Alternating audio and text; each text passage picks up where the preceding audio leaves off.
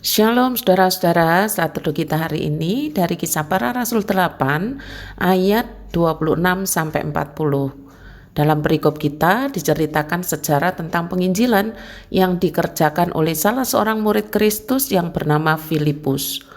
Roh menuntun Filipus untuk berjumpa dengan seorang kepala perbendaharaan Ratu Ethiopia, dan saat itu sedang membaca kitab Nabi Yesaya. Memang saat itu sida-sida dari Ethiopia itu baru saja kembali dari Yerusalem setelah berbakti di Bait Allah. Karena itulah dia memegang dan membaca kitab Nabi Yesaya. Bisa jadi waktu itu kitab itulah yang dikhotbahkan. Komunikasi pertama Filipus dengan sida-sida dari Ethiopia itu begini. Mengertikah Tuan apa yang Tuan baca itu? Filipus tidak mengenal sida-sida dari Ethiopia itu sebelumnya. Filipus juga baru berjumpa ya pada saat itu dengan sida-sida Ethiopia. Yang pasti Filipus tahu bahwa Roh Kudus menghendaki supaya Filipus memberitakan Injil, memberitakan firman. Dan kitab Kisah Rasul itu memang menjelaskan kepada kita tentang sejarah pemberitaan Injil. Filipus tidak berteriak-teriak ketika menyapa sida-sida dari Ethiopia atau berbisik-bisik dengan suara lirih. Roh menyuruh Filipus untuk menghampiri orang itu dan berjalan di samping keretanya, bukan tiba-tiba minta naik ke atas kereta. Bukan ya saudara. Dalam proses memberitakan Injil tetap dijaga sopan santun dan etika sosial. Setelah mendekat, barulah Filipus berkata, "Mengertikah Tuan apa yang Tuan baca?" Filipus sangat menghormati pejabat kerajaan Ratu Ethiopia itu. Perkataan Filipus kepada sida-sida itu juga bukan basa-basi, tetapi benar-benar pada pokok masalah yang dihadapi oleh sida-sida dari Ethiopia, yaitu ketidakpahaman ketika membaca kitab Nabi Yesaya. Sesederhana itulah proses penginjilan yang dikerjakan Filipus. Ia mendekat, tetap menjaga etika dan sopan santun yang memang patut harus dijaga. Apalagi yang sedang ditemui adalah pejabat kerajaan atau sida-sida. Filipus juga tidak mempersoalkan mengapa pejabat kerajaan kok tidak paham ketika membaca kitab Nabi Yesaya. Justru ketidakpahamannya, ketidakmengertian sida-sida itu menjadi jembatan untuk memulai komunikasi penginjilan. Sesederhana itu, walaupun tidak mudah. Sebab dalam proses selanjutnya, Filipus menerangkan kitab Nabi Yesaya. Dan dari kitab itulah, sida-sida itu menjadi percaya Tuhan Yesus dan dibaptis. Saudara-saudara, penginjilan itu memberitakan tentang Tuhan Yesus, bukan mengiming-imingi supaya percaya. Sejak awal sejarah penginjilan itu selalu berpusat pada Kristus yang diberitakan. Mari kita memperkuat, menambah pengetahuan iman kita, supaya jika pada waktu-waktu tertentu ada yang bertanya tentang gereja, tentang Kristen, yang diberitakan adalah soal Tuhan Yesus, bukan soal orang per orang, apalagi membicarakan soal kekurangan dan kelemahan orang-orang tertentu atau curhat pribadi. Bukan saudara. Penginjilan itu berpusat atau pusat beritanya adalah Kristus. Perhatikanlah dengan seksama sejarah penginjilan dalam Kisah Para Rasul. Pusat berita Injil adalah Tuhan Yesus, dicatat dalam Kisah Rasul 8 ayat 35.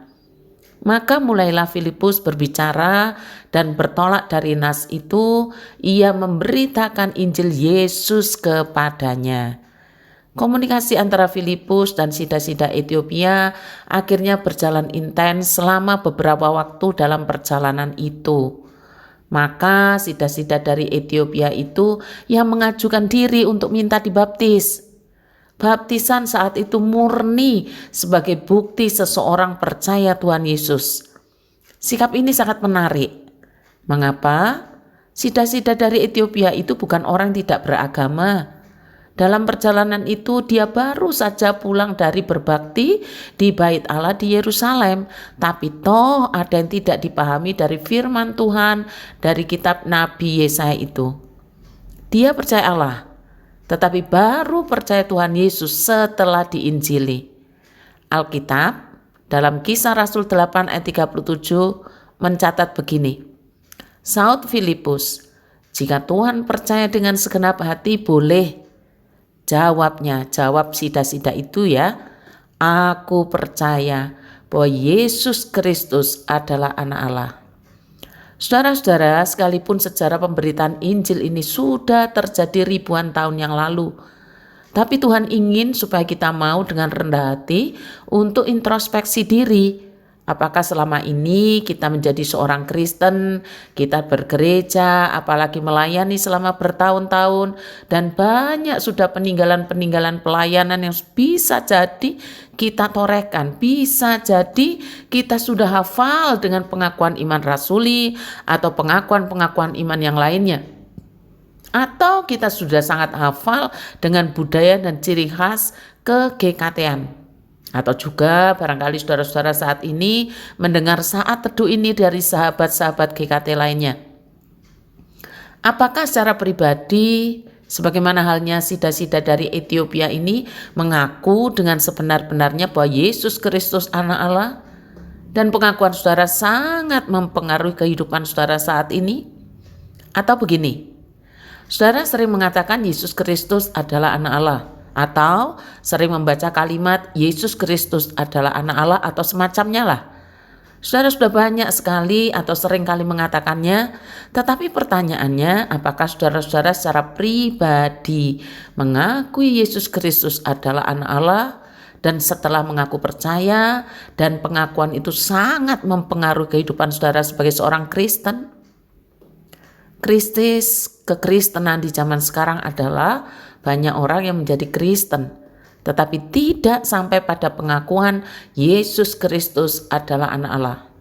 Sebenarnya menjadi Kristen tanpa pengakuan Yesus Kristus adalah anak Allah sama dengan bukan menjadi murid Kristus.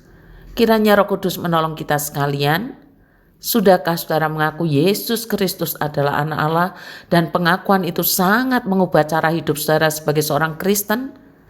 Tuhan memberkati kita sekalian. Mari kita berdoa. Bapa di dalam sorga, terima kasih karena firman-Mu. Kami disegarkan kembali tentang pemberitaan Injil yang sudah dikerjakan sejak zaman para rasul di zaman mula-mula. Sesederhana itu pemberitaan Injil yang harusnya membuat kami berkobar-kobar untuk menyalakan kembali spirit pemberitaan Injil itu.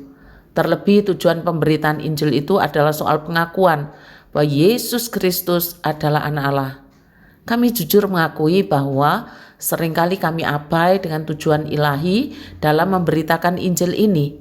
Sebab seharusnya pengakuan yang benar bahwa Yesus Kristus adalah anak Allah akan membawa reformasi dalam segala bidang kehidupan. Tuhan, ampunilah. Tolonglah kami untuk menggelorakan kembali pemberitaan Injil yang benar, yang membawa tiap-tiap orang pada pengakuan Yesus Kristus adalah anak Allah. Menyerahkan persekutuan komisi wanita hari ini, Tuhan bangkitkan melalui komisi wanita ini manusia-manusia Allah yang terus bertumbuh imannya, yang mengalami perubahan tiap-tiap hari. Berkatilah penata layanan hari ini, menyerahkan orang tua kami yang setia dalam kehidupan rohani yang baik, yang terus bersemangat dan mewariskan iman yang benar seperti Bobo Naomi Pangcailan. Tuhan berkatilah. Mendukung dalam doa untuk sekolah-sekolah Kristen Alita yang ada di Indonesia di beberapa tempat dan kota. Tuhan tolonglah agar gerakan misi dan pemuritan benar-benar terimplementasikan di wilayah 5 Banyuwangi. Tuhan buka ruang yang cukup untuk mendukung SKA Genteng dalam segala sisinya melalui PJGKT. Terima kasih Tuhan, dalam nama Tuhan Yesus kami berdoa. Amin.